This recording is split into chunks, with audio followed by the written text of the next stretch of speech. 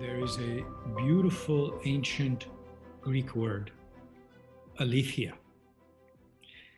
And it could be in this context translated as an unconcealing that coheres.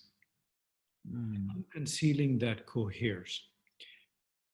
We could even think of aletheia as the voice of the field.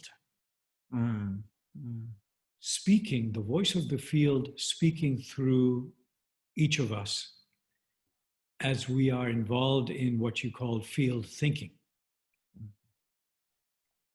Is the field speaking through me? Is it able to speak through me? Are we collectively aware of when we are surfing the field or trying to over-direct it in some triumphant way? I'm reminded of the film, The Triumph of the Will, which has so many images from the Nuremberg rallies. And something's happening there in that field. And then we can see, if we saw film of, there are some concerts that happen in South Africa around the time when apartheid was unraveling, which have a very different kind of collective presence in it. So this sensitivity to fields, field awareness, and how we come into relationship with the relational field is where our conversation seems to be going. Right. That's right. That's also where I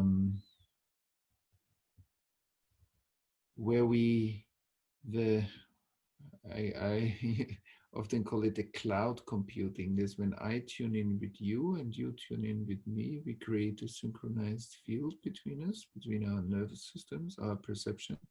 When we do the same with groups, so we create actually a very strong group coherence just by precise attunement that is embodied, that uses the body, the emotions, the mind, of course, and presence, relation. And that we tune in, I feel you feeling me, that we tune in with the attunement too.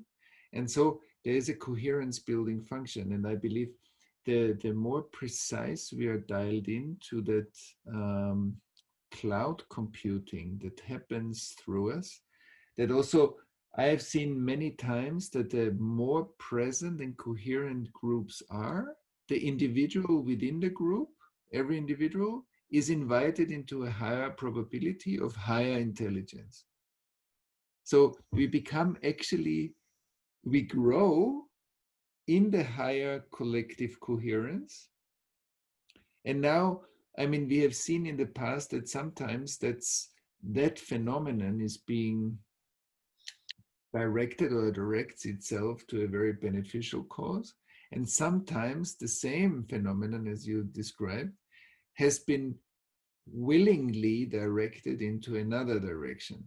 And I think that what actually are the forces that allow that is very interesting to what voice speaks here in the field and what voice speaks here in the field when it becomes a very beneficial, healing, integrative process, or if it becomes a destructive process. And I think that's interesting. What is the dynamic of these two forces, or of the two examples that you brought? I think that's an interesting exploration.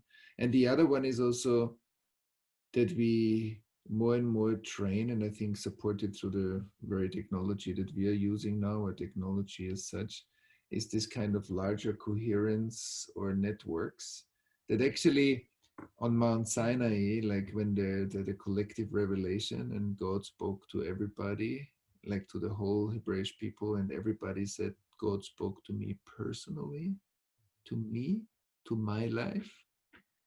That's very interesting. It's not something abstract or general has been said. Something has been said that is deeply true for everybody in his or her life. And I find this very interesting. The individual healing, as you said, is also collective trauma work, is also embedded in the universal. And the most universal expresses itself through the most individual. And that entanglement is interesting in the field work.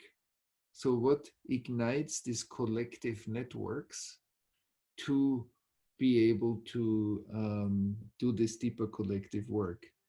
I think all of these are elements of the very topic that we explore together right now.